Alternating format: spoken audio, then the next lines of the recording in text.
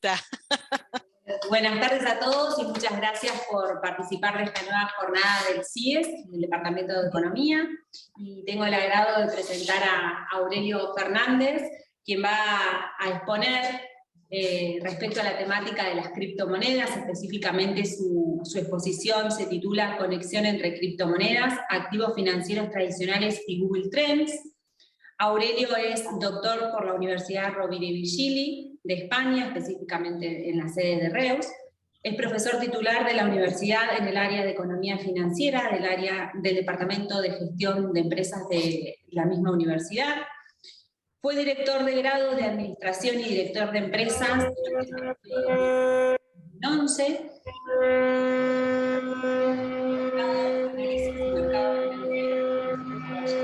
Alicia, por favor, ¿podrías mutearte?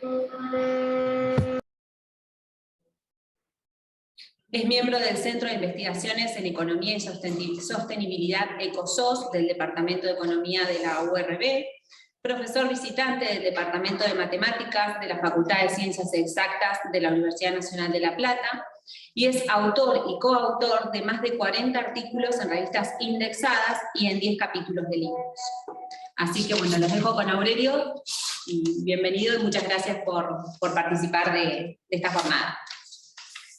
Bueno, muchas gracias a todos, gracias Lichi por la presentación y gracias a todos, especialmente evidentemente, ¿no? En primer lugar al departamento y al instituto por invitarme a participar en esto, pero bueno, también a Lisana y a Belén, que trabajamos hace muchísimos años juntos, o sea que tendría que haber estado ahí en persona, pero bueno, estas cuestiones de la pandemia hace que no pude, digamos, viajar, pero estoy más cerca que normalmente estoy, digamos, pero estoy en La Plata, digamos, así que la próxima será, la próxima vamos a llegar. Así que bueno, voy a compartir la presentación. Voy a compartir la presentación. Espera, a ver si puedo. Un segundito, a ver si llego a ver dónde tengo que compartir la presentación.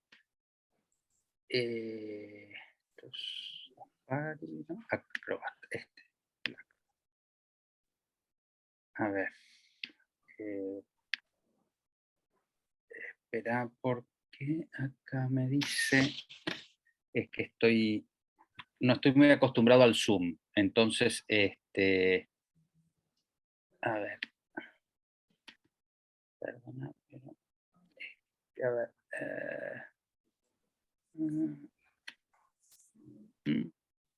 Bueno, a ver si me deja. Espera, que estoy. A ver. Vamos a ver, Open System Preferences. Espera que me pide un tema de privacidad. A ver por qué.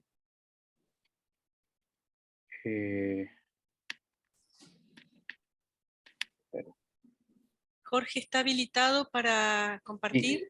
No, estoy habilitado, pero tengo un problema con mi Mac que me dice que tengo que... ahora sí, autentica. Ahora sí.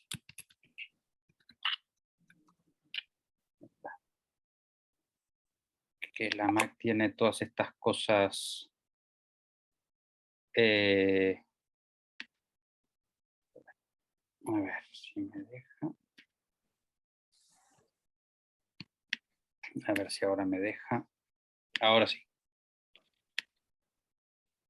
Ahora sí. Ahora teóricamente estamos viendo la presentación todos, ¿no? Sí, perfecto. Ahora sí. Bien. Bueno, entonces, como decía Lisana, el título es esto de conexión entre criptomonedas, activos financieros tradicionales y Google Trends.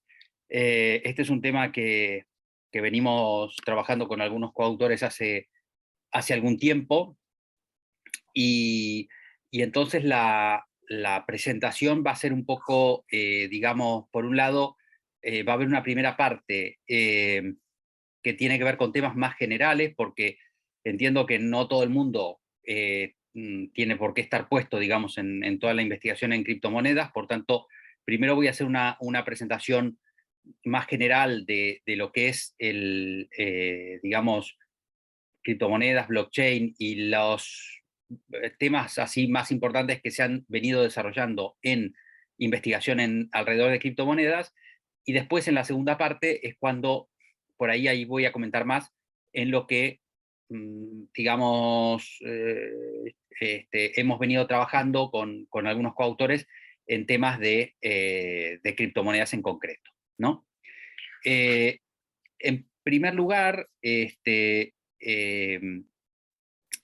verdad que las criptomonedas como tal, digamos, tuvieron y tienen, digamos, un gran auge, pero esto es un tema, creo yo, un poco más amplio, y estamos hablando en general del sector tecnológico. Si nos fijamos en este gráfico lo que mide es el peso que tiene en el Standard & Poor's 500 solamente 6 empresas del sector tecnológico, ¿no? Que son Facebook, Amazon, Apple, Netflix, Google y Microsoft. ¿De acuerdo? Entonces, fijémonos que en el año, pues, 2013 estaban, digamos, dentro del Standard Poor's 500, tenían un peso aproximadamente del 7-8%, y al año 2020 ya están en el 25%, es decir, que el 25% del Standard Poor's 500 prácticamente está copado por 6 empresas del sector tecnológico. Por tanto, realmente el sector tecnológico en forma genérica ha venido realmente creciendo mucho. Y evidentemente el tema de blockchain, digamos, que vamos a ver ahora, es, digamos, en principio una rama más, digamos, de esto, ¿no?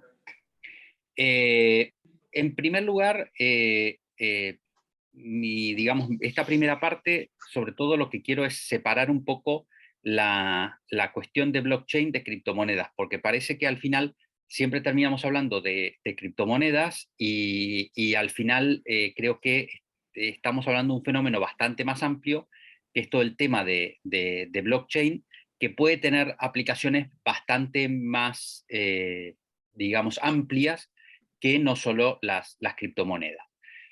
El blockchain, digamos, arrancó como una propuesta de alternativa a la validación centralizada de operaciones, ¿no? Es decir, como todos sabemos, cuando tenemos que validar una operación, como por ejemplo cuando hacemos una transferencia o cuando pagamos un consumo con una tarjeta de crédito, lo que hay es una anotación en cuenta o una anotación en una base de datos o un ledger, digamos, como querramos llamarlo, y eso pasa por un ordenador central que es el que valida la operación.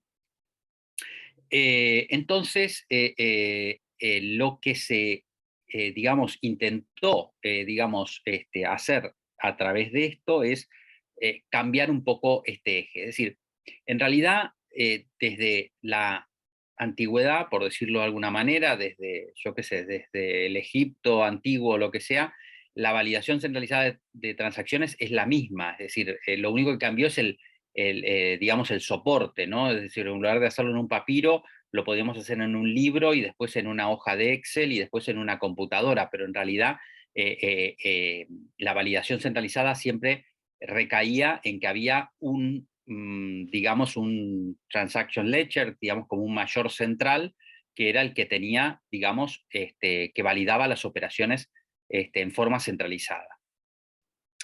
Y justamente el blockchain lo que cambia es que en lugar de haber un único ordenador central que valida, hay una competencia entre varios, digamos, varios nodos que compiten para ver quién es el que, digamos, puede validar esa operación más rápidamente, y se llega a validar por un mecanismo de consenso. Digamos, este tipo de arquitectura, digamos, en cierto modo puede ser más robusta a a hackers, digamos, que lo que podría ser una validación centralizada. Por eso a veces ha pasado, digamos, por ejemplo, el año pasado, cuando alguna vez ha caído WhatsApp o lo que sea, ¿no? Porque todo el mundo se volvía loco. ¿Por qué? Porque había digamos, algo que funcionaba mal, digamos, o algún ataque sobre el ordenador central, digamos, de WhatsApp, y eso hacía caer las comunicaciones a nivel central. Esto no podría pasar en una validación descentralizada. ¿Por qué? Porque al final el mensaje buscaría su camino por otros ordenadores, ¿no? Entonces, básicamente, esta validación está hecha así, y lo que se hace es encriptar estas operaciones digamos, para que sean seguras, y se van validando las operaciones y se generan todas esas operaciones, se van añadiendo a una cadena de bloques, y así podemos tener en esa cadena de bloques todas las transacciones, digamos, desde la primera hasta la última, de una manera prácticamente incorrompible. Pero vuelvo a lo mismo, de que estas validaciones de blockchain no necesariamente están limitadas a criptomonedas. Es decir, podríamos hacer una cadena blockchain para, por ejemplo, yo que sé, compra-venta de autos, por ejemplo. Yo que sé, en lugar de tener el registro automotor como lo tenemos ahora, lo podríamos tener en una cadena de blockchain. Sí, no sé cuáles serían las ventajas o desventajas, pero se podría hacer lo mismo que el registro de la propiedad. Es decir, en lugar de, digamos, de tener la transacción validada por un escribano, la podríamos tener en un blockchain, digamos, ¿no? Bueno, como digo, no sé cuáles son las ventajas o desventajas, eso podría estudiarse más adelante, pero me refiero que lo que soluciona es un tema de validación, ¿no? Y en realidad, esta idea de esta validación, digamos, también anónima, etcétera, ya había sido previamente sugerida en el año 82 por David Chaum, que, digamos, había ya establecido un protocolo para crear, digamos, lo que se llamaba blind signature. Es decir, la idea es que, eh, em, eh, digamos, que también que se pueda validar, digamos, a través de digamos, de forma anónima, y de una tercera parte, digamos, las transacciones. Lo que pasa que, bueno, en ese momento no, no terminó de cuajar hasta el 2008, digamos, con este white paper que apareció atribuido a este personaje, digamos, Satoshi Nakamoto. ¿Cómo surgió? Bueno, tenemos que ver digamos, el contexto histórico. Estábamos en el medio de la crisis financiera global del 2007-2008, donde, bueno, ¿no? ¿Se acuerdan? Caída de Lehman Brothers, digamos, todo el lío, digamos así, de las hipotecas subprime, etcétera. Y entonces, aquí, digamos, hubo como un movimiento, digamos, a veces ciudadano, cyberpunk movement, ¿no? ¿Se acuerdan que también apareció un movimiento de Occupy Wall Street y cosas así? Que, digamos, intentaron culpar, digamos, al sistema financiero de todos los males, digamos, que había pasado, y entonces había como una idea de decir, bueno, si los bancos son todos malos, etcétera, etcétera, pues vamos a hacernos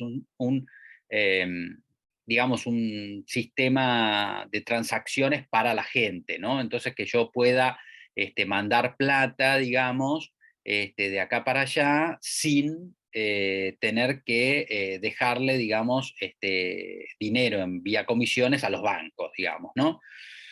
Entonces, por eso surgió de Peer-to-Peer Electronic Cash System, ¿no? La idea digamos, original de este paper de Nakamoto era un mero sistema de transferencia de persona a persona. Es un pago de persona a persona, y que no pasaba por los bancos, y por tanto tampoco estaba sujeto, digamos, al control, digamos, estatal digamos, de que nos podían, digamos, seguir las transacciones, ¿no?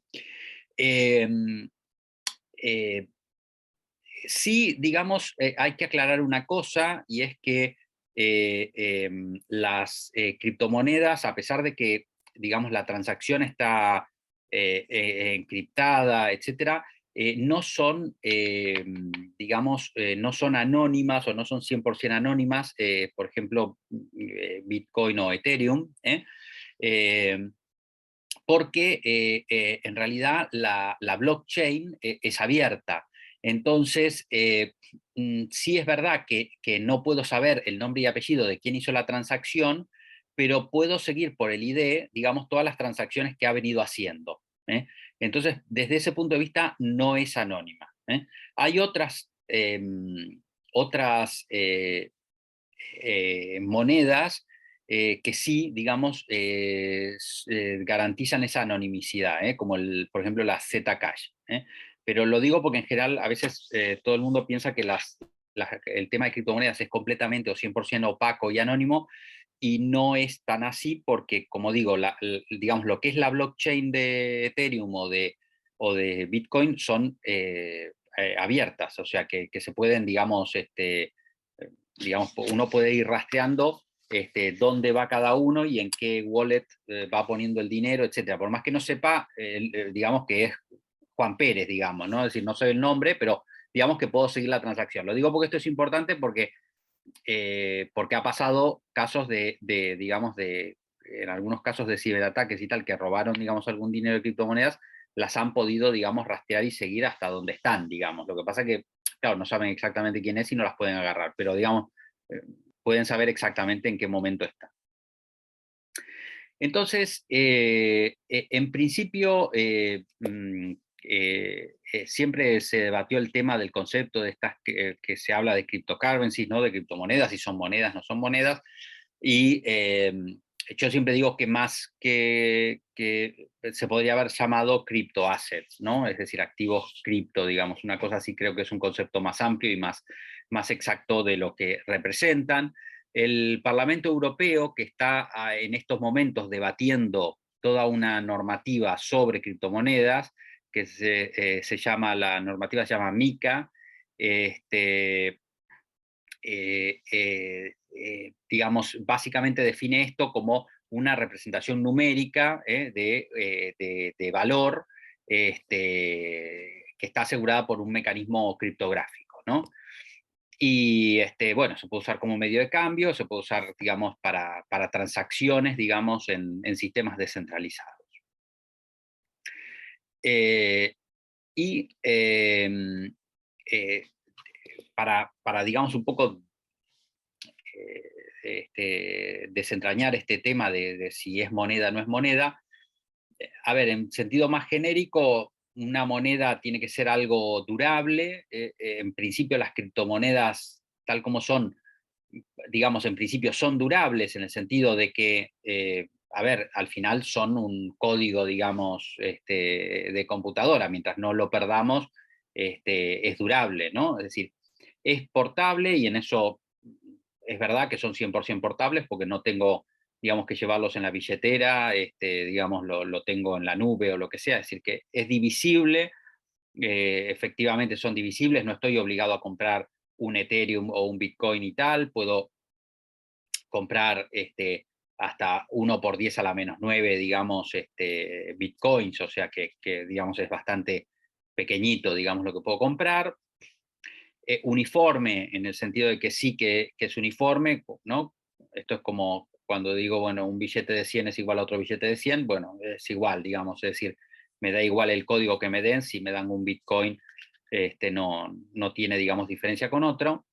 Y acá sí comenzamos digamos, hasta ahí más o menos coincidían con algunas cualidades de la moneda, pero acá ya no, digamos. El tema de oferta limitada, ya acá comenzamos a patinar un poco, porque hay algunas criptomonedas que vienen con oferta limitada, como es el caso de Bitcoin, que hay un máximo de 21 millones que se van a emitir, pero hay otras que no tienen oferta limitada. Entonces eh, están, digamos, el algoritmo los va emitiendo y no tienen un límite máximo.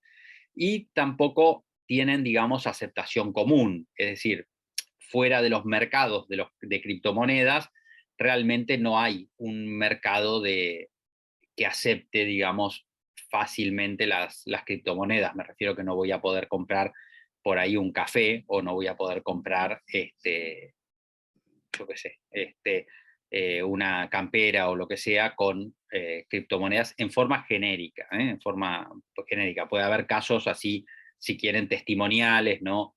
De algún caso en concreto, de algún negocio que acepta criptomonedas, pero no es lo más habitual. Y por eso esto hace que las tres funciones tradicionales de la moneda, como medio de cambio, el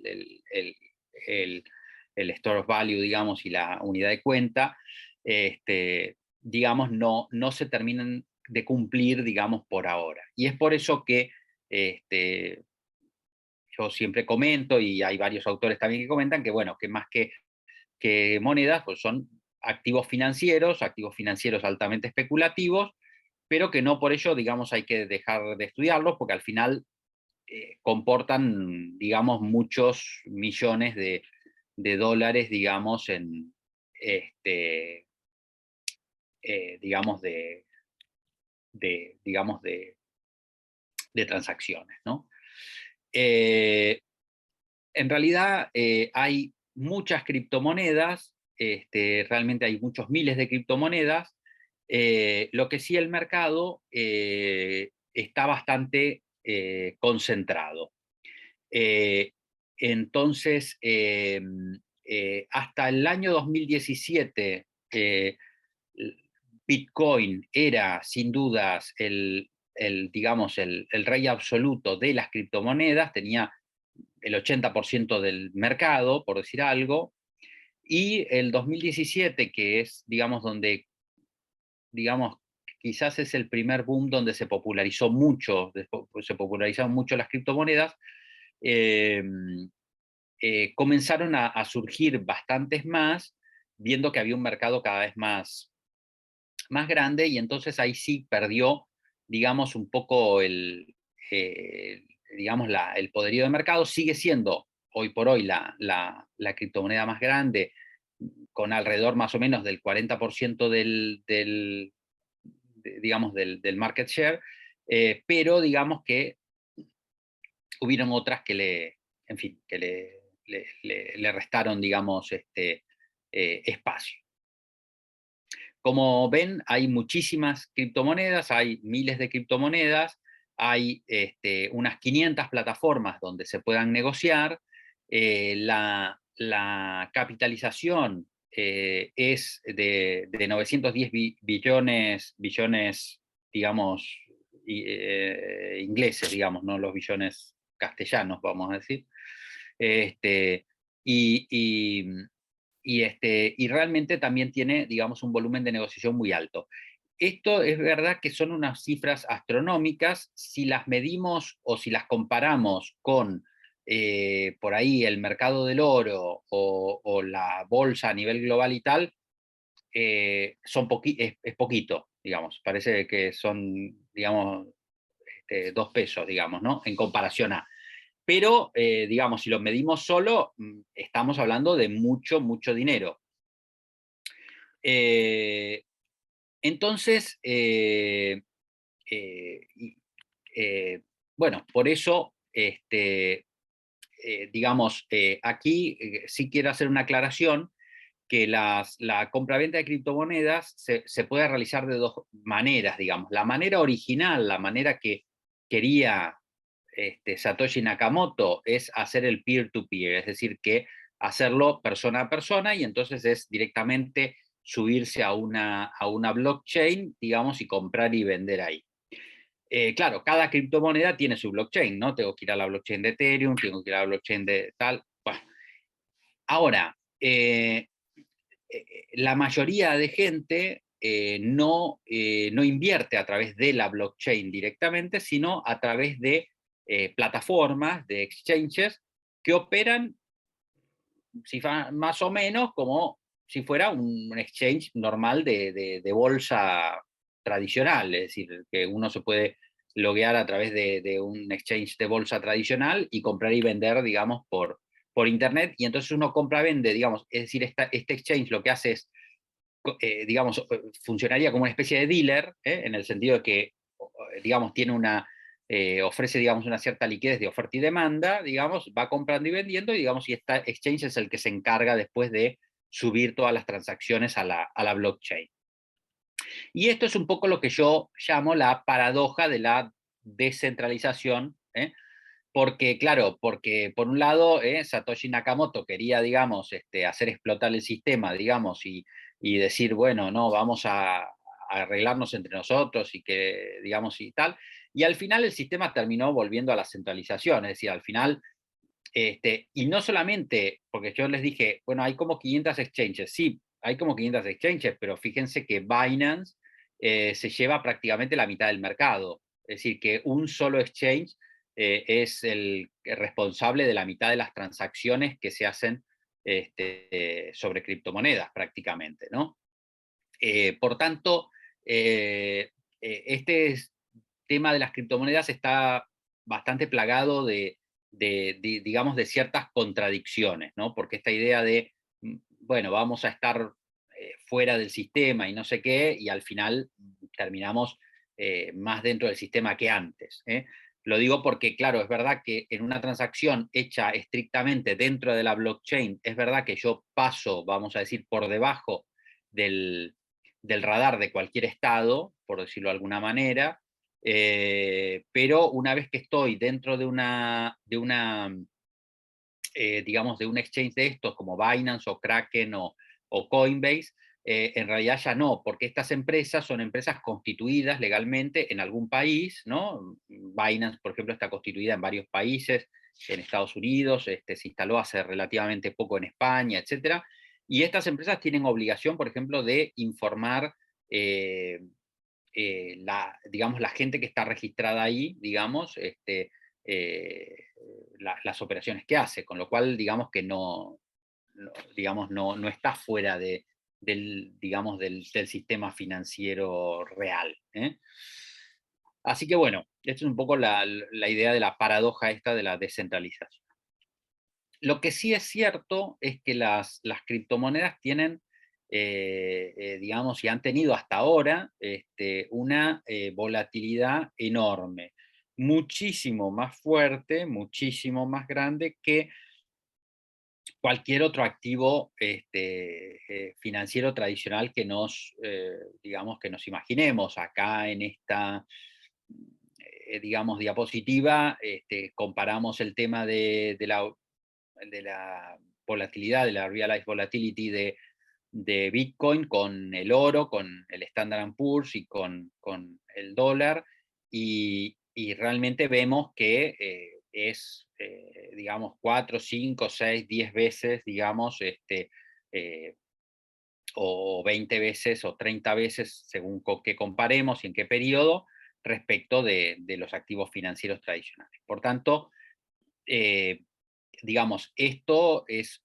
una característica importante, creo que es importante para el potencial inversor, digamos, porque, digamos, tiene mucha volatilidad, con lo cual esto tienen que tener cuidado, pero también desde el punto de vista, para nosotros como investigadores, también es interesante ver qué modelos podemos utilizar, digamos, como para modelizar esta volatilidad que por ahí los modelos habituales por ahí no alcanzan, digamos, o por ahí son, digamos, modelos que, que se quedan cortos, digamos, con la volatilidad esta, ¿no? Las criptomonedas y los mercados de criptos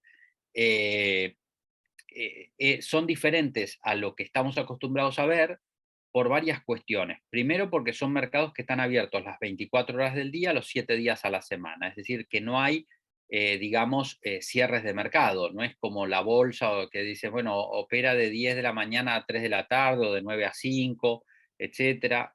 No, esto operan las 24 horas, operan los sábados, los domingos, operan en Navidad, etcétera. Y Y además es un mercado a nivel global, es decir, que es un mercado donde siempre hay operaciones, porque mientras nosotros podemos estar dormidos, los chinos están, o los japoneses están levantados, y entonces digamos que siempre va a haber alguien operando en ese mercado, ¿no? Y esto hace que tengamos una disponibilidad de datos bastante interesante, porque comparado con otros mercados podemos no solamente tener datos diarios, sino datos por hora o datos por minuto, y datos, entre comillas, eh, más desagregados, en el sentido de que yo puedo saber por la IP, digamos, dónde se generan las transacciones, entonces puedo saber de qué país vienen las transacciones, a qué hora, etcétera, etcétera. Entonces puedo tener, digamos, aparte de los datos habituales de volumen y precios y tal, puedo tener localización. Lo que sí es importante y que se ha detectado es que no todas las fuentes de datos son confiables. Hay un paper muy interesante de Carol Alexander del año 2020, donde justamente un poco eh, analiza cada una de las distintas fuentes de datos para, digamos, sobre todo comentar que según para qué tipo de análisis, digamos, qué fuentes de datos hay que utilizar, porque si no los resultados no van a ser, digamos, confiables, ¿no? Pero también dentro de los análisis que hace la gente hay datos alternativos, cosas que se han venido utilizando bastante, digamos, en finanzas en los últimos años, que son cosas como Google Trends. Como saben, Google es digamos, el buscador por excelencia a nivel mundial. El 80% de las búsquedas digamos, en Internet pasan por Google. Por tanto, es un buen estimador, digamos, de qué es lo que la gente está buscando. Y Google construye, con todas las búsquedas que hace la gente, digamos, construye unos índices de las palabras, digamos, más buscadas o menos buscadas, ¿no? Y digamos, construye un índice de 0 a 100, digamos, diario, donde 0 es una palabra no buscada y 100 es, digamos, que está dentro de las palabras más buscadas. Y estas palabras, estos Google Trends, se pueden hacer o se pueden buscar, se pueden clasificar por área geográfica. Incluso algunos países permiten clasificarlo incluso por región dentro del país, etcétera, ¿no? Y esto permite construir, digamos, digamos, algunos índices de atención o digamos, de criptomonedas. Lo mismo pasa con Twitter, pasa con diversos blogs o con los canales de Telegram, donde se pueden, digamos, bajar textos y después hacer, digamos, lo que se llama una minería de textos, para intentar, en algunos casos, hacer como una especie de análisis de sentimiento, para saber si lo que se comenta ahí es positivo o negativo, si es, etcétera. Y bueno, son estas cosas que digamos, se han venido utilizando bastante digamos, en la literatura financiera. Y por otro lado, las criptomonedas tienen una contra, vamos a decir, es que no tenemos ningún valor fundamental contra que comparar. Es decir, a diferencia de lo que pasa a veces con las empresas o lo que sea, que al final, bueno, de última siempre tenemos algún balance o tenemos algo contra qué comparar al final, digamos. Es decir, que estamos vendiendo, si es que esa empresa vende, digamos, un producto, por ejemplo, al final tenemos que compararlo con la realidad, si está vendiendo alimentos o lo que sea, etcétera. Pero claro, las criptomonedas no tenemos nada contra qué compararlos. Por tanto, realmente la investigación en criptos en ese sentido es un poco diferente a lo que, bueno, a lo que se venía haciendo en esto, ¿no? ¿Qué es lo que se ha venido investigando en criptomonedas? Bueno, en criptomonedas se ha venido investigando lo tradicional de eficiencia informativa, de modelización de volatilidad, detección de burbujas especulativas, ¿no? Y sobre todo, como son mercados que tienden a tener valores extremos muy altos, tanto positivos como negativos, ha habido gente que ha intentado desarrollar modelos de análisis de extreme values, y en lo que a mí me respecta, digamos, yo normalmente me he dedicado más a temas de o correlación de criptos con traditional assets, o la correlación entre criptomonedas, digamos, que también es una de las cosas que también es interesante, porque estas dos cosas, es decir, tanto la correlación entre criptomonedas como la correlación de criptos con otros activos tradicionales, tiene o puede tener consecuencias para digamos, para el armado de portafolios o de carteras óptimas de criptomonedas.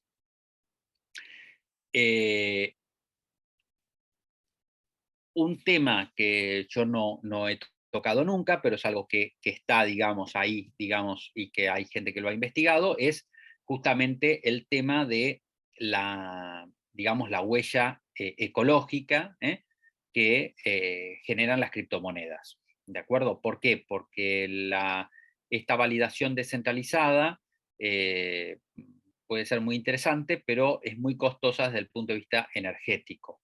Entonces, si los mineros de Bitcoin fueran un país, ocuparía el lugar 23 en consumo energético. Es decir, que estamos ocupando, digamos, fíjense acá, que digamos, digamos, lo que ha venido ocupando, estos son datos creo que del 2020 o 2021, digamos que el consumo de Bitcoin consume más que Holanda o más que la República Checa, digamos. Entonces, atención, porque esto hoy en día, que es una línea de investigación muy importante, todo el tema digamos, de la eficiencia energética, etcétera, es una cosa que nos tendríamos que preguntar un poco, bueno, ¿no?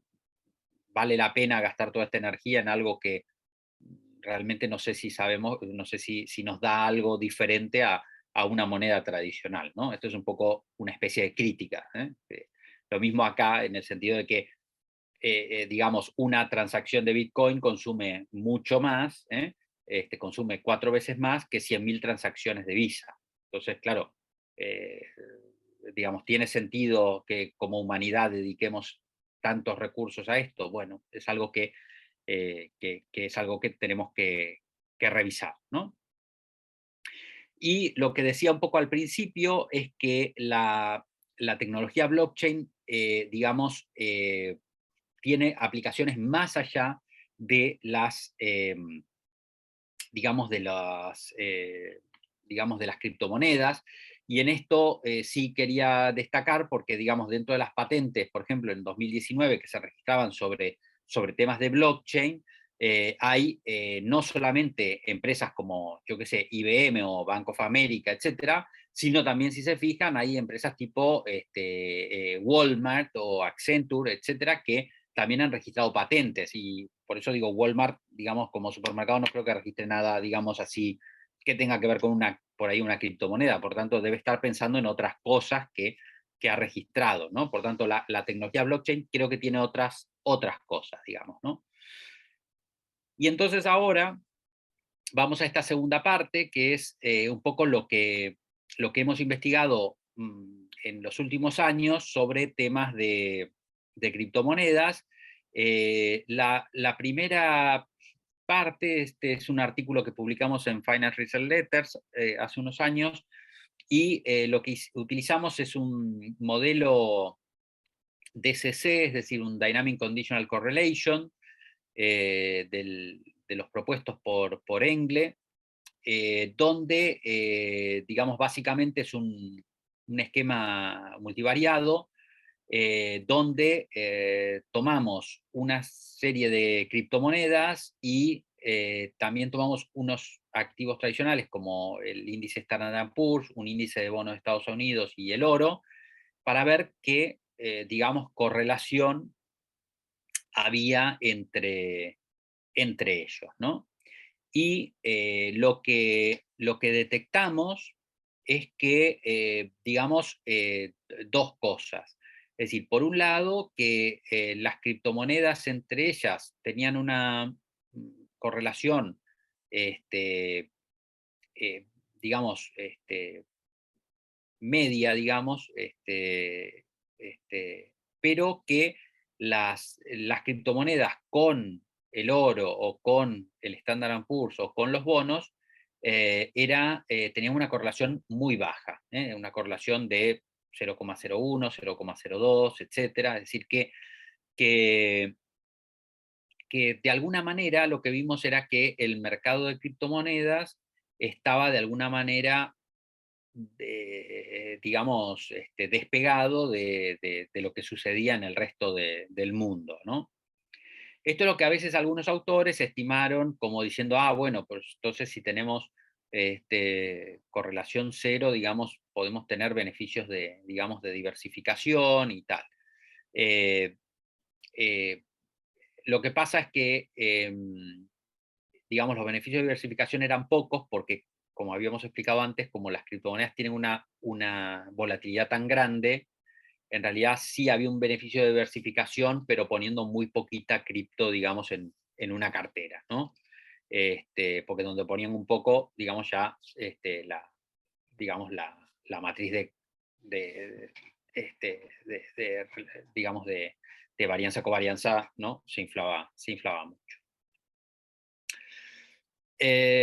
Por tanto, esto, digamos, este artículo lo que hace es un poco corroborar también que otros después dijeron más o menos lo mismo, ¿no? Donde hay bastante poca correlación entre el mercado de criptos y los activos financieros tradicionales.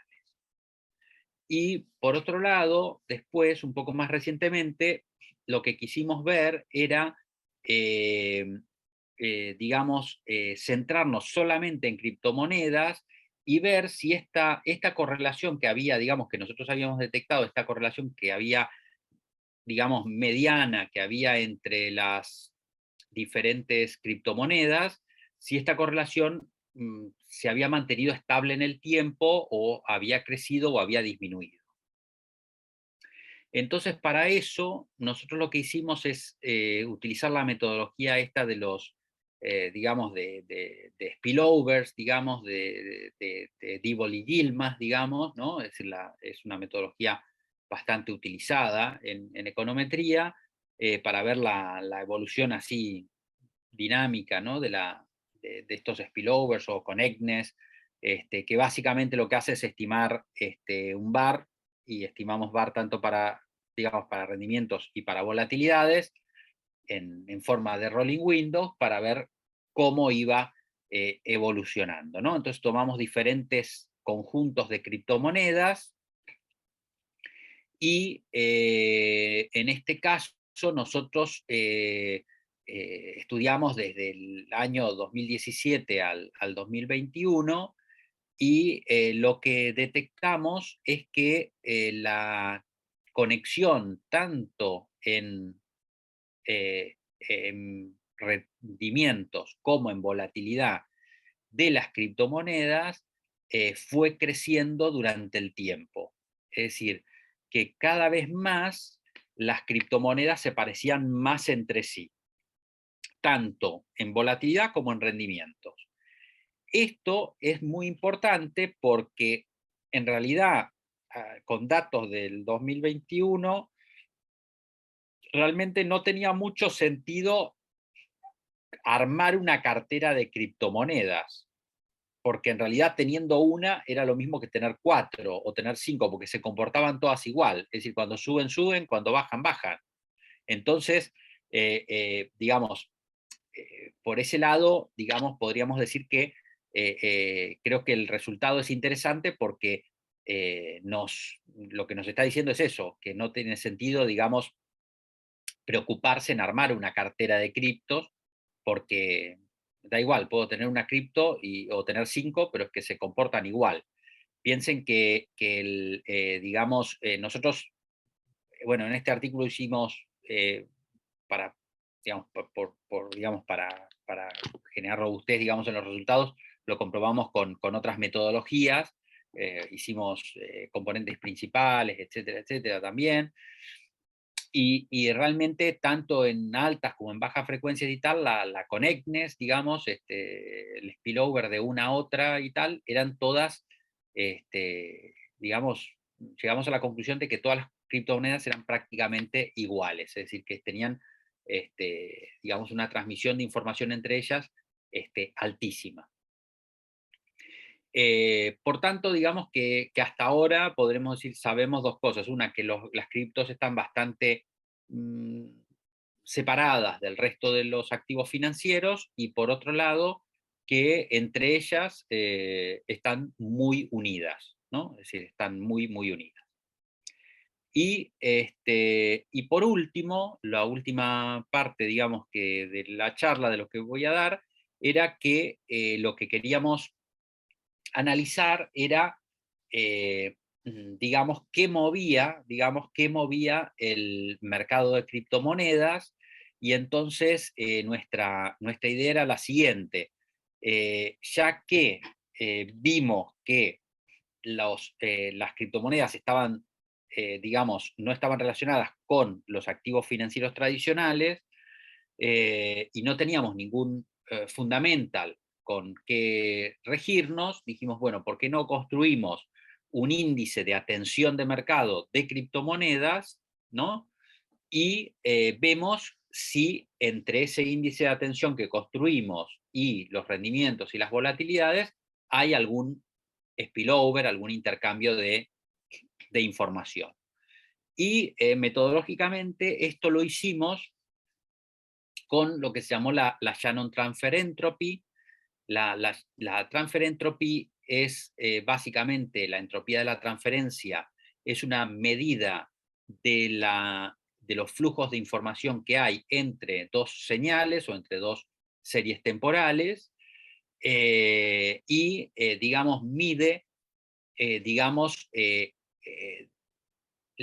la dirección, es decir, de dónde hacia dónde va la información, es decir, el spillover, desde dónde va hacia dónde va, y también mide de alguna manera la cantidad de información, ¿no? Es decir, valores más grandes de la transfer entropy indican que hay una transferencia de, digamos, de información más grande, ¿no? Entonces, lo que nosotros hicimos es, digamos, dos cosas. Es decir, en primer lugar, reprodujimos un índice de atención económica general que había sido propuesto por Castelnuovo y Tran en 2017, en un paper, digamos, de Economic Letters, es decir, este paper lo que hacía era proponer un índice de atención así de económico mediante Google Trends para la economía, digamos así, norteamericana. Entonces nosotros lo que hicimos es reproducir ese índice, digamos, es decir, con las mismas palabras, etcétera, buscamos, digamos, en Google Trends. Y por otro lado, nosotros desarrollamos un índice propio de atención específico para criptomonedas. Entonces lo que hicimos es buscar una serie de palabras que representaran, digamos, lo que los individuos podían buscar en Google. Hicimos pruebas con varios conjuntos de palabras, es decir, hicimos, digamos, diferentes índices, y todos dieron más o menos los mismos resultados. Y lo que encontramos es que hay un flujo de información bidireccional desde Google Trends hacia el mercado de criptomonedas, así como del mercado de criptomonedas hacia Google Trends.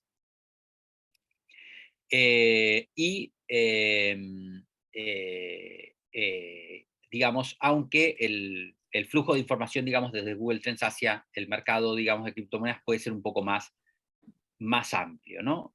Nosotros lo que hicimos es dos cosas, es decir, respecto del primer índice de Castelnuovo y Tran, lo que quisimos ver es si realmente, nuestra hipótesis de partida fue, si realmente el mercado de criptomonedas está, digamos, separado de la economía general, este índice de Castelnuovo y Tran no tendría que repercutir en el mercado de criptomonedas, no tendría que haber transferencia de información, porque en realidad es un índice general económico.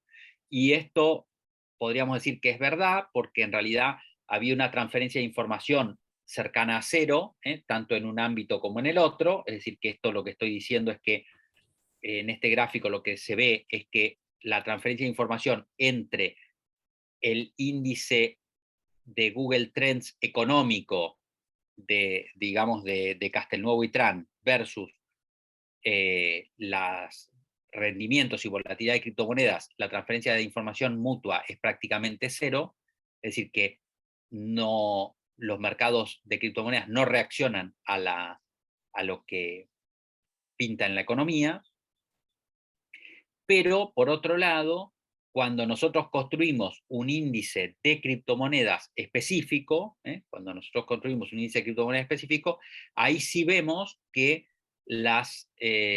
tanto los rendimientos como la volatilidad responden, digamos, digamos a esas noticias.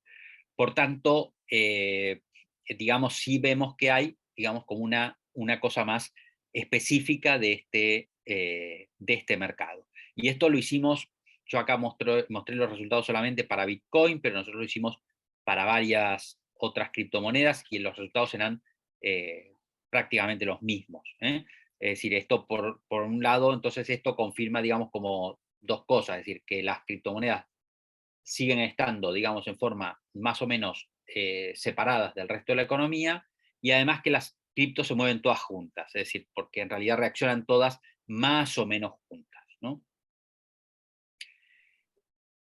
Y esto era, digamos, un poco, diría yo, hasta, por decirlo de alguna manera, hasta el año pasado o hasta principios de este año. Ahora, no sé qué pasará, porque ahora, claro, ahora digamos, si vemos en este gráfico, digamos, han caído todos, ¿no? Es decir, hasta ahora, digamos, entonces, claro, si ahora si rehiciera los números, puede ser que ahora me dé una correlación alta, digamos, entre activos tradicionales y las criptos, pero quizás por un tema de que, bueno, de que cayeron todas, ¿no? Y entonces, eh, pero no porque tengan los mismos fundamentals, ¿de acuerdo? Por tanto, así como conclusión general, podemos decir eso, que las criptomonedas están muy relacionadas entre ellas, que los traditional assets suelen estar con poca correlación, por lo menos hasta 2021. Habría que ver qué pasa en el 2022, porque claro, ahora tenemos un tema de que, ¿no?, se nos acabó el quantitative easing y todas estas cosas, y entonces puede ser que ahora pueda haber más, digamos, más escasez, digamos, de dinero en el mercado, y eso puede hacer que las criptos se acerquen más, digamos, a la dinámica de los activos financieros tradicionales. Habría que verlo, pero lo que sí es interesante es que Google Trends y otros datos alternativos, como puede ser Twitter o como pueden ser blogs, etcétera, tienen, digamos, un potencial interesante como, como una variable explicativa. Perdón, Sí, un segundito. sí. Bettina, por favor, ¿podés silenciarte?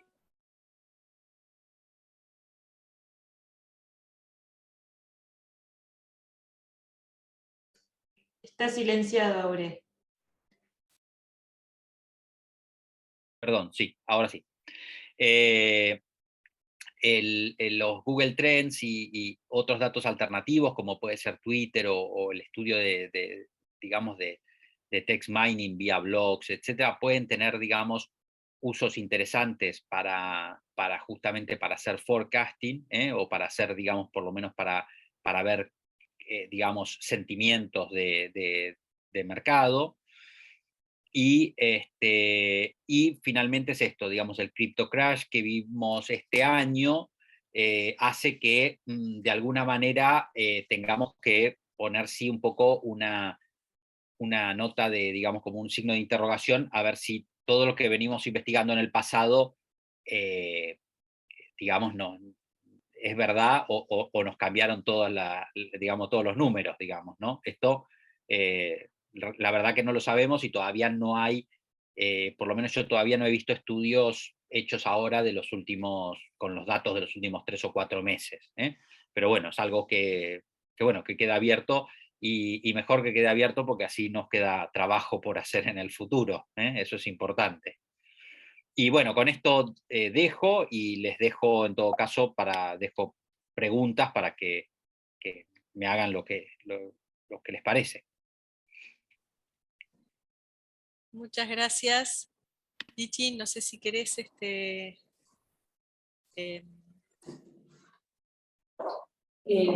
Gracias, Aure.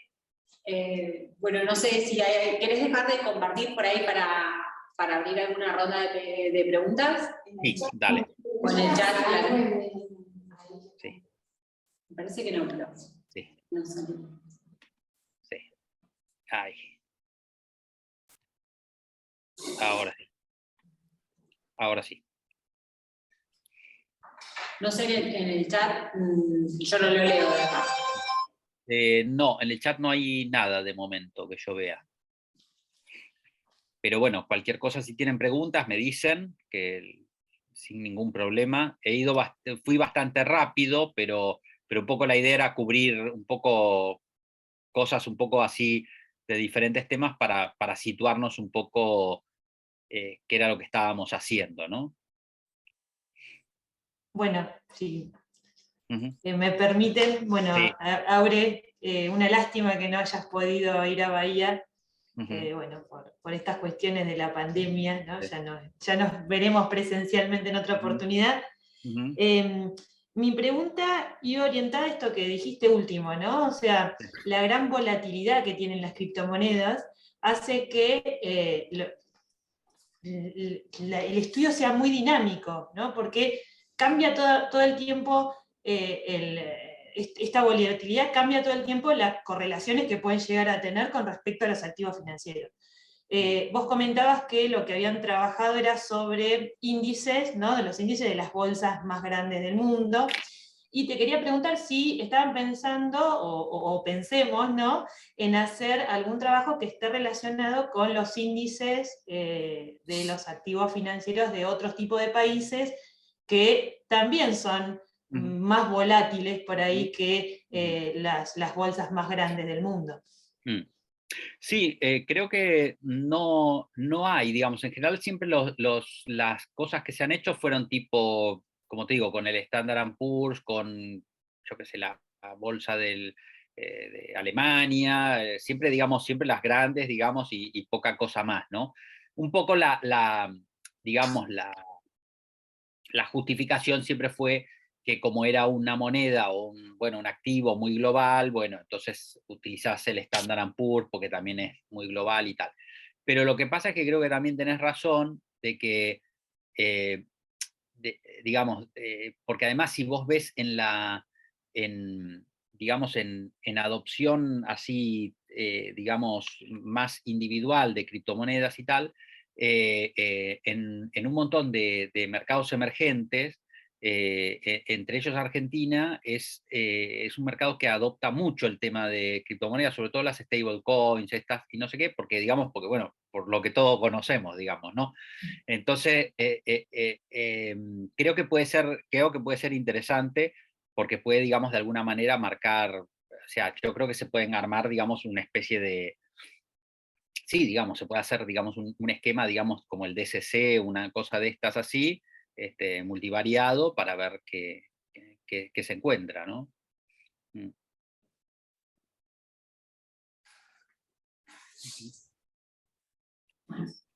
No sé si hay alguna pregunta más. Yo quería comentar otra cosita Sí. con respecto más a lo que tiene que ver a la filosofía, ¿no? Sí, del surgimiento de las criptomonedas, que vos hablabas de al final la centralización en cuanto a la cantidad de exchange que hay, ¿no? Y a Ujú. su vez, si eso también lo desagregamos un poquito más en la cantidad de billeteras que hay alrededor de esas exchanges, ¿no? Es mucho Claro. más amplio. Y cómo la filosofía esta de la descentralización justamente termina, ¿no?, adoptando un sistema similar al sistema financiero tradicional, y que muchas de estas exchanges también fueron compradas por los grandes, Sí, sí. los grandes grupos financieros, ¿no? Al final parece que no hay salida, ¿no? Parece que volvemos a terminar Mm, nuevamente en nada, mm. un monopolio vendría a ser de Sí, decisiones en términos financieros, ¿no? sí, sí, sí, sí, porque en realidad es eso, es decir, nació como una cosa, bueno, ¿no? Vamos a irnos por fuera del sistema, no sé qué, y al final se terminó centralizando de nuevo, es decir, y además los bancos han sido, digamos, es decir, cuando uno ve un poco cómo evolucionó, al principio los bancos no, digamos, no le daban importancia porque pensaban, sinceramente pensaban que era un fenómeno, digamos, de 4 personas, que era esto no sé qué. Cuando vieron que creció cada vez más, vieron que se les escapaba una parte de negocio.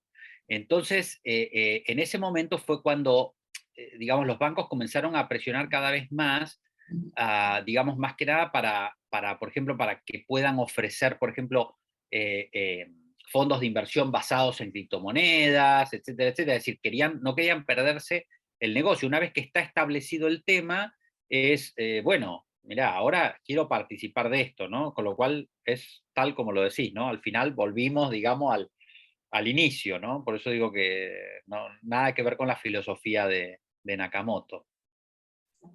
Pero bueno, veo que María Ibáñez, levantaste la mano. Sí, hola Aurelio, Sí, ¿qué tal? sí, Buen sí, día.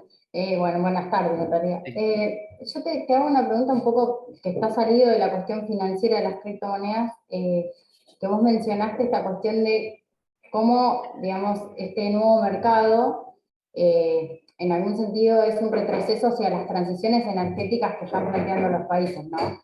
Eh, y preguntarte un poco porque justo el otro día leí un paper sobre ese tema, en cómo el avance del sistema financiero en algún sentido va en el sentido contrario, digamos, a la cuestión de las transiciones energéticas.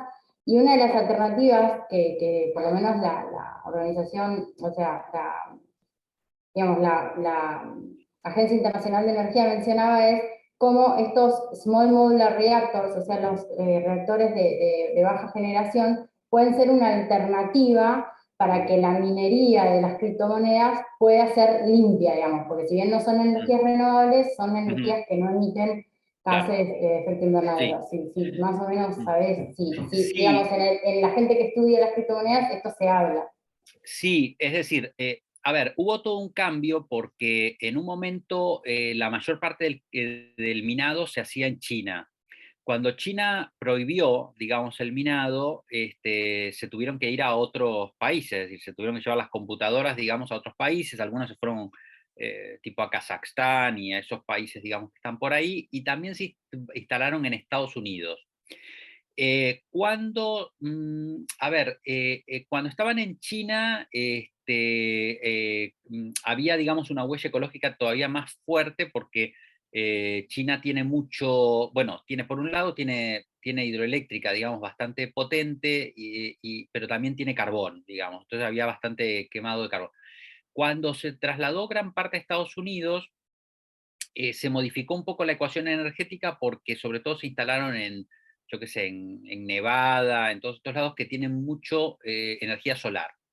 Entonces, digamos que ha habido, digamos, como, este mercado es muy dinámico, digamos, hoy sabemos una cosa y por ahí pasan 6 meses y cambian las cosas, digamos, ¿no? O sea que sí que ha cambiado un poco la composición, digamos, de ese gasto. Es verdad que también, desde el punto de vista más de computer science, están buscando formas de validación de estas cosas de consenso, que digamos que sean más eficientes energéticamente, porque el tema es que el proof of work, digamos, realmente no, digamos, hace gastar mucha energía, y entonces, bueno, se están buscando estas validaciones que justamente que garanticen la integridad de la blockchain, pero sin tener esa huella ecológica. Por tanto, hay como dos caminos. Por un lado, desde Computer Science están buscando, digamos, algoritmos de consenso que sean más eficientes y con menos gasto energético, y por otro lado, desde el punto de vista, digamos, de generación, claro, algunos te dicen, bueno, no, digamos, incluso algunos mineros ya dicen y ponen cuánto es la huella de ellos, porque dicen, no, porque nosotros tanto por ciento lo hacemos con energía solar o no sé qué. Entonces, digamos, de alguna manera hay un poco de esas dos cosas, sí. Sí, sí. En el chat hay una pregunta que Sí. está relacionada. Sí, sí. También, pero Y acá, sí, relacionada. sí, ya lo leo yo. Rodrigo Pérez dice el tema del, claro, el proof of stake, digamos, en lugar del proof of work. Y es sí, lo que pasa es que el proof of stake, el problema era que no, digamos, no era tan robusto digamos, a una manipulación, digamos, a un ataque. Este sería el problema es decir, es un tema más de, en cambio el proof of work, digamos, era como más robusto a que no, digamos, a que la transacción no podría ser de ninguna manera, digamos, validada. Pero bueno, como digo, son cosas que están un poco ongoing, digamos, ¿no? Es decir, son cosas que están armándose. Y también Bettina dice que, bueno, también están saliendo monedas de bancos centrales, es decir, bueno, Central Bank Digital Currency, sí. Las Central Bank Digital Currency son cosas que están, ¿cómo decirte?, vinculadas a este tema, pero no son estrictamente blockchain. Es decir, no son criptomonedas, lo que pasa es que son monedas digitales de bancos centrales. Lo que pasa es que son temas que sí están vinculados y tienen, digamos, un poco por ahí los que hacemos criptomonedas y tal, también vemos monedas de bancos centrales, Central Bank Digital Currencies, pero no son, estrictamente no son hechas con blockchain, pero es una cosa que sí se ha comenzado a hacer, es decir, esto que les decía, que al principio los bancos no daban mucha importancia y tal, lo mismo pasaba con los gobiernos, es decir, los gobiernos tampoco le daban mucha importancia, en un momento, digamos, los bancos centrales vieron con preocupación el avance, digamos, porque si se consolidan, digamos, o si se digamos, sobre todo las monedas estables, digamos, las stable coins, esto podría suponer, digamos, un riesgo para los grandes bancos centrales, como la Reserva Federal o el Banco Central Europeo, porque, digamos, les quitaría, digamos, de alguna manera los beneficios de señoriaje, digamos, es decir, porque les limita, digamos, los grados de libertad de impresión de dinero. Entonces, a raíz de eso, tanto la Reserva Federal como el Banco Central Europeo tienen cada uno una dirección específica que se dedica estrictamente a Central Bank Digital Currencies. El Banco Central de China tiene hecha una prueba real sobre el e-yuan, es decir, el yuan electrónico. Esto lo hicieron, digamos, en una serie de ciudades o de pueblos, no sé qué, que le dieron, digamos, como una cartela electrónica a cada uno. No tenemos, digamos, acceso a esos resultados todavía. Sé que Nigeria también quería hacer algún tipo de prueba y digamos, está en eso, digamos. Es decir, el tema de monedas digitales de bancos centrales es un tema que hoy que es interesante, porque, digamos, un poco, a ver, la pregunta que hay que hacerse es, ¿y para qué van a servir estas monedas digitales de bancos centrales? ¿Van a servir para algo diferente a la moneda de papel? Es decir, esto es algo que todavía nadie respondió, ¿no? Es decir, al final es todo muy interesante, pero al final lo único que hago es cambiar papel por tener esto en un pendrive, yo qué sé, en una cosa así. Pero pero creo que es interesante porque, bueno, a ver, digamos que, digamos, es decir, acá hay como muchos, ¿cómo decirte?, debates filosóficos bastante interesantes, porque el tema es que si tenemos todo moneda digital, etcétera, ¿hasta qué punto respetamos la privacidad de la gente? Porque claro, en algún momento van a estar registradas todas las transacciones. Queremos que realmente estén registradas absolutamente el 100% de todas las transacciones de todos los ciudadanos y tal. Es decir, no sé, digamos, es un tema más, si quieren, más filosófico, no un tema que por ahí sea solo de un modelo económico. Entonces, son cosas que están en debate, y la verdad que es interesante, ¿eh? Es decir, hay, digamos, hay que desarrollar modelos de estabilidad financiera para para estas monedas digitales, en fin, son cosas interesantes, pero como digo, son cosas muy, muy nuevas, ¿eh? Muy nuevas. Así que Bettina también pregunta cuál es la opinión sobre el avance de las regulaciones sobre cripto y Bitcoin que se están estudiando. A ver, yo creo que las regulaciones van hacia dos cosas, hacia institucionalizar, digamos, es decir, a traer, digamos, al Bitcoin más cerca de las instituciones de lo que estaban. Por eso, digamos, la idea de la regulación europea, de esta regulación MiCA, porque, digamos, cada vez tienen más presencia, digamos, las criptomonedas en diferentes ámbitos. Entonces, bueno, digamos que de alguna manera hay que plantarlos, ¿no? Incluso hasta regulaciones de tipo contable, ¿no? Porque, bueno, uno tiene que saber exactamente hasta cómo hacer los asientos de estas cosas, etcétera, ¿no? Cuando se produce el efecto. Creo que, a ver, creo que el problema que tienen estas regulaciones es que en la medida que haya más regulaciones, lo que puede hacer es, de alguna manera, matar el mercado, ¿eh? Es decir, esto sí, es posible que sí. Lo que pasa es que esto va a hacer que el mercado, digamos, matar el mercado en el sentido de que va a ser un mercado que no va a crecer tanto, digamos, por ahí, pero que es verdad, va a tener menos volatilidad, digamos, porque se institucionaliza más. Hoy por hoy, el problema del mercado es que de criptomonedas es que es un mercado, entre comillas, más salvaje en el sentido de que, digamos,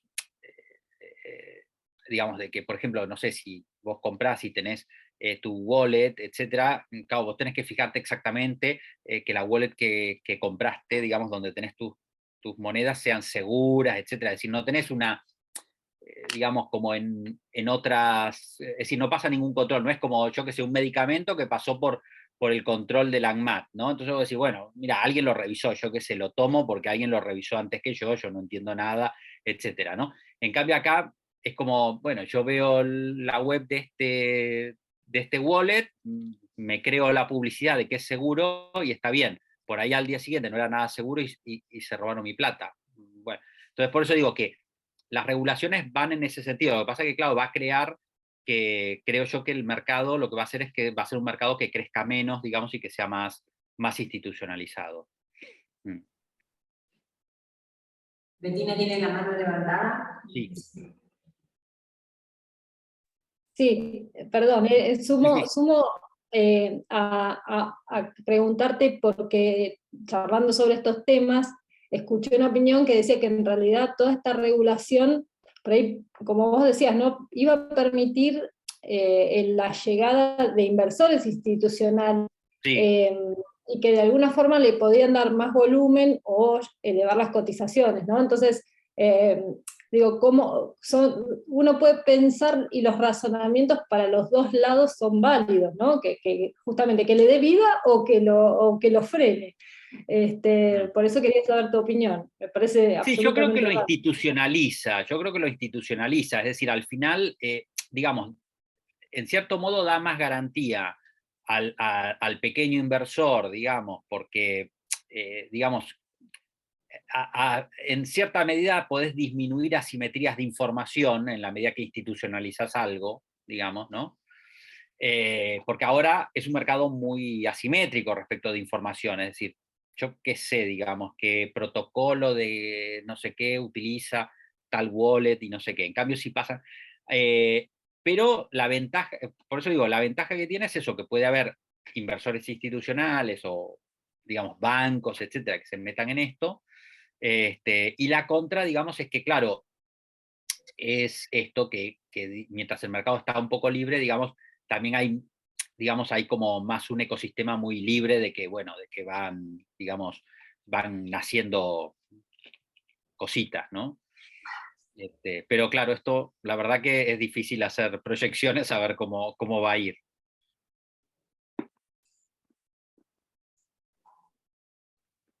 No sé si hay alguna pregunta más. ¿Puedo analizar? Sí, por supuesto. No sé si se escucha detallado. ¿Se escucha bien? Sí, escucho. Te quería preguntar, vos planteaste en la charla de que bueno, uno puede operar a través de estas empresas que han dominado el mercado de forma oligopólica, o acceder al blockchain, digamos. Sí.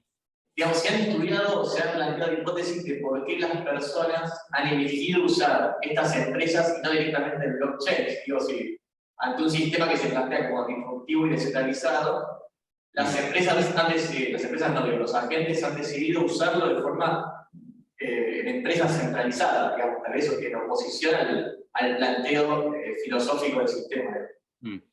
Yo creo que es un tema simplemente de conocimiento, digamos, y de facilidad, porque en realidad es digamos, es decir, usar el blockchain en forma directa exige un conocimiento previo mucho más importante digamos, de instalarte software específico, de trabajar desde el ordenador, digamos, etc.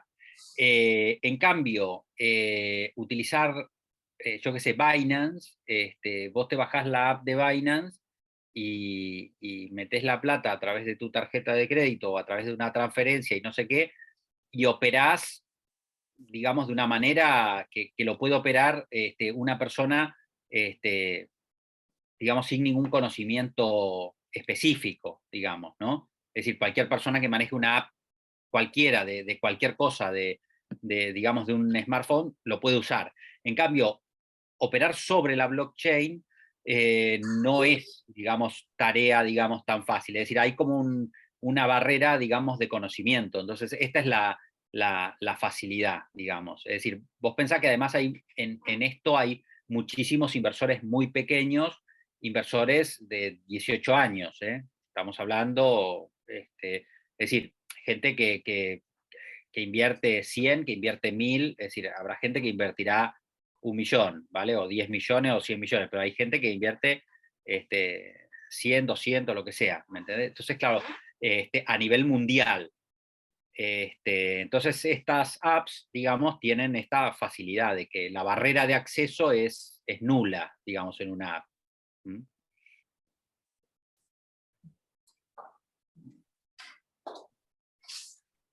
No sé si hay alguna pregunta más. Muy bien. Bueno. Muy bien. Bueno, muchas gracias, Aurelio, por la presentación. Muy bien, Silvia. Esperamos verte por acá muy pronto. Lichi, perdón, te interrumpí. No, por favor, iba a decir nada más. Dale. Bueno, muchas gracias. Yo, evidentemente, les agradezco a ustedes. Silvia, realmente muchas gracias por la oportunidad. Ya nos veremos otra vez. Y también con Lisana y con Belén, bueno, seguiremos hablando, que tenemos que trabajar mucho. Así que seguiremos trabajando. Bueno. Muchas gracias a todos por asistir. Gracias, Aure. Gracias. Adiós. Chao.